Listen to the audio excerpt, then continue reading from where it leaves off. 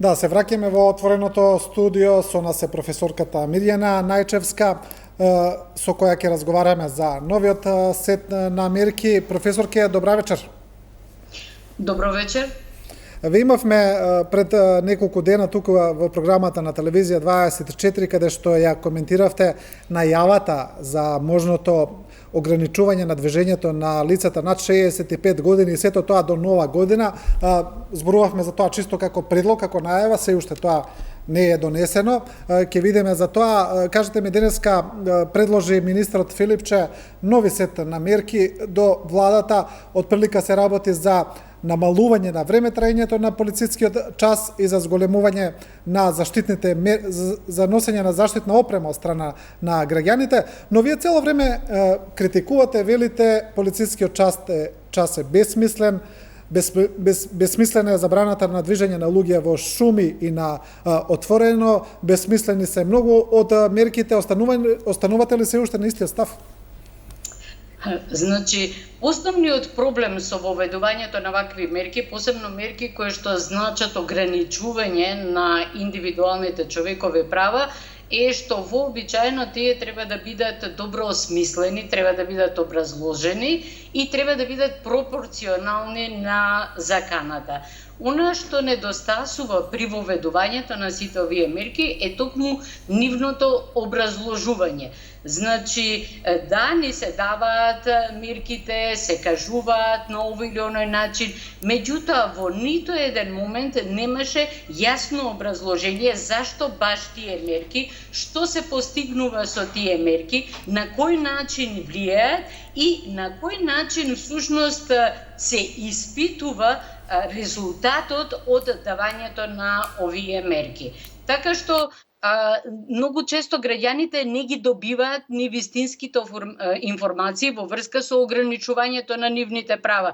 Еве, например, никдека во медиумите не се слушна дека нашата земја веќе побарала дерогација на важењето на одредени членови од Европската конвенција за човекови права, што значи дека во однос на тие членови граѓаните нема да можат да поднесат иницијативи, односно тужби пред Европскиот суд за човекови права. Мислам дека ни вие не сте слушнале, така? Да, не сум. Во право. Значи, да. Побарана е дерогација на правото за почитување на приватниот и семејниот живот, за слободата на собирање и здружување, на правото на образование и на слободата за движење. Ваква дерогација е побарана само од неколку држави и меѓу тие држави не се наоѓа ниту една од високо развиените демократии и направена е дури и анализа во рамките на Советот на Европа и искажана е загрижа дека најмногу бараат дерогација земји кои што порано припаѓале кон така наречениот источен блок или земји во кои што и така владењето на правото е на многу стаклени нозе. Да, професорке, ние со владењето на правото немаме некои славни рекорди или славни податоци, тоа е јасно, можеби состојбата се менува, променлива е, но проблеми имаме секогаш. Кажете ми, овие водрени мерки се воведени глобално. Во цел свет овие мерки се без преседан во мирновременска состојба, кога нема глобална војна, може би има глобална војна против вирусот, како што велат, но нема една таква јасна закана, а и самата закана е доста оспорена и дискутабилна, и тоа од експерти, од добри познавачи на областа. Се плашите ли дека може би дел од владеачките елити, особено оние во државите кои имаат генерално проблем со демократијата, ќе ги злоупотребат овие мерки, па може би некако ќе најдат начин да им траат што е можно подолго? Па тоа е загрижа која што веќе јасно се формулира во сите оние кругови кои што се бават со човековите права и не случајно од Советот на Европа е упатено и упатство до владите на земјите членки во кое што се бара цело време да се преиспитува нивото на овие мерки, цело време да се гледа дали евентуално постои некој вид на дискриминација и слично, дали овие мерки се пропорционални и на кој начин се контролираат владите. Токму тоа посебно кога станува збор за контролата е проблематично во нашата држава. Именно нашето собрание одбива да се состане, нашите пратеници одбиваат да ја воспостават контролата над извршната власт и всушност и донесувањето на вонредната состојба, а уште повеќе продолжувањето на вонредната состојба веќе стануваат правно проблематични, односно во одреден период ќе може некој да ги проблематизира кога ќе се воспостави соодветен уставен суд или соодветна судска власт во нашата држава. Професорке, во однос на ова што се случува во светот од еден филозофски аспект, од она вечна дилема дали луѓето ќе прифатат повеќе безбедност во насока на намалување на човековите слободи, така отприлика се опишува и одобрувањето на луѓето за авторитарни режими насекаде во светот, каде што луѓето можеби бираат сигурност, безбедност, но при тоа свесно се ограничуваат за дел од слободите. Отприлика сега ова се случува сосема отворено, сосема легално од сите, да речам, демократски држави во светот. Не велам дали е оправдано или не е оправдано, едноставно се случува, дел од нашите слободи се одземаат и ни велат дека тоа е за наше добро, за наше здравје, но при тоа некако сите ние како индивидуи се чувствуваме сега безпомошни во таа состојба, каде што од една страна постои стравот од нешто оправдано и неоправдано, непознато, заразно, опасно, смртоносно, од друга страна сме сите сотерани во некаков домашен притвор, колективен. Значи, токму тоа е проблемот, што не е еднакво во сите држави во светот. Значи, во развиените западни демократии, голем дел од мерките се на ниво на инструкции, информации и препораки, односно се пристапува кон ригорозни забрани само во исклучителни ситуации на многу пократок временски период и во ограничени области во државата. Значи, не можеме да се споредиме никако, ниту дури со државите во кои што заразата навистина се покажа како многу голема, каде што има драстично поголем број на заразени луѓе, па дури и смртни случаи, дури во тие држави не се применати ваков вид на ригорозни мерки и посебно ваков вид на дискриминирачки мерки. Имено во најголем број од државите се оди со оние основни препораки за физичка дистанца, за носење на маски, за ограничено излегување во јавните простори, за одржување на специфичен ред во затворените простори, затворање на училишта или места каде што би можело да има поголем број на луѓе, забрането поголемо групирање и слично, меѓутоа ограничувањето на движењето од овој тип како што постои кај нас, ограничувањето на слободите од овој тип како што постои кај нас и посебно начинот на ограничување на правата на постарите лица не е често во високо развиените западни држави. Именно кога сакате да заштитите одредена категорија, еве да речеме лицата постари од 65 години, да им давате можност доколку сакаат да останат дома, меѓутоа тоа мора да биде нивни избор.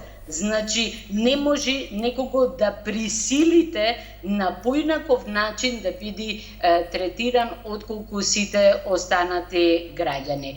Значи, она што е проблематично кај нас е што се уште се инсистира и тоа во оваа анализа за која што зборев на Советот на Европа е посебно потенцирано на предоминација на колективната заштита, на колективните права, за сметка на она што представуваат индивидуални права. Значи, во вакви ситуации многу јасно излегува на виделина она што е основен проблем кој што го немаме надминато се уште во овој наш досегачен развој, а тоа е разбирањето на индивидуата и нејзините права и потребата власта тогаш кога наметнува одредени рестриктивни мерки многу убаво да ги образложи, многу јасно да каже зашто ги надметнува и во секој случај да постои некаков контролен механизам кој што ќе ги преиспита овие мерки за да не доидеме во ситуација тие да бидат толку лесно злоупотребени. Професорке, во ова една колективна психоза, ја би кажал, анксиозност поради цела оваа ситуација, оно што прилично многу вознемирува е кога ги слушаме изјавите на светските званичници, кога зборуваат за тоа кога ќе дојде до нормализација на состојбата, тие велат она што било нормално никогаш веќе нема да биде, при тоа велат дека ќе треба да се научиме да живееме со короната и така натаму, но сепак кога ќе кажат дека нормалното никогаш нема да се врати, тоа прилично вознемирува, нели? Бидејќи не знаеме што тоа точно значи, на што точно мислат. Дали мислат само на короната или можеби и на нешто друго. Вие самата напишавте дека доколку ваквите рестриктивни мерки продолжат на долг рок, дека тоа неминовно ќе доведе до социјални револуции во целиот свет, дека луѓето едноставно ќе почнат да се сомневаат во авторитетите и да се бунат. Што мислите, каков ќе биде светот после короната? Дали вие верувате дека никогаш нема да се вратиме на нормално? Или на оно што ни беше нормално? Зависи што подразбираме навистина под тоа нормално. За нас нормално беше држава во која што има неверојатно голема загаденост, во која што умираат огромен број луѓе заради загаден воздух, вода, земја и слично, држава во која што има неверојатно голем јаз во примањата и слично, држава во која што имаме неверојатно голема сиромаштија, така што навистина е прашање што е тоа нормалното. Многумина зборуваат дека најверојатно или најпожелно би било да се излезе од оваа ситуација во едно ново зелено нормално. Значи да ги разбереме на некаков начин сите оние пак елементи кои што може да ни помогнат да го промениме животот, меѓутоа на подобро, да живееме еден похуман живот, не социјално толку дистанциран, меѓутоа живот кој што води сметка за правата на другите и за приватниот, индивидуалниот простор околу другите, потоа да водиме живот кој што води сметка за животната средина, тоа значи и видот на патување, начинот на патување, начинот на однесување на луѓето во припатувањето, меѓутоа именување на она што представуваат потрошувачки навики кај луѓето кои што на овој или оној начин исто така влијаат како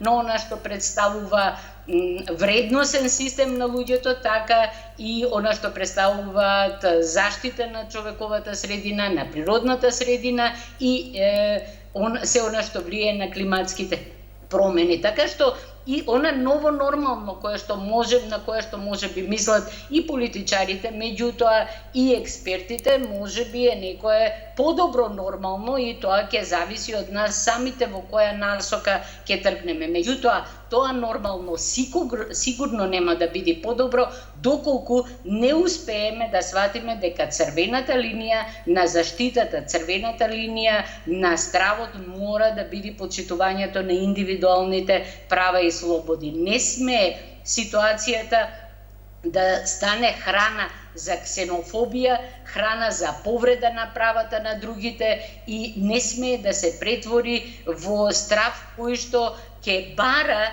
некоја диктаторска, некоја авторитарна власт која што ќе размислува за граѓаните и ќе им оневозможи да поставуваат прашања, да бараат одговори и да бараат образложение на она што го прави било која власт. Професорке, ви благодарам за ова вклучување во отворената програма. Ви благодарам вам за можноста. Пријатно и се нејубаво. Пријатно, професорке, ние продолжуваме понатаму, одиме со уште еден краток сет на реклами, се враќаме во емисијата со доктор Игор Николов од извршниот комитет на ВМРО ДПМН.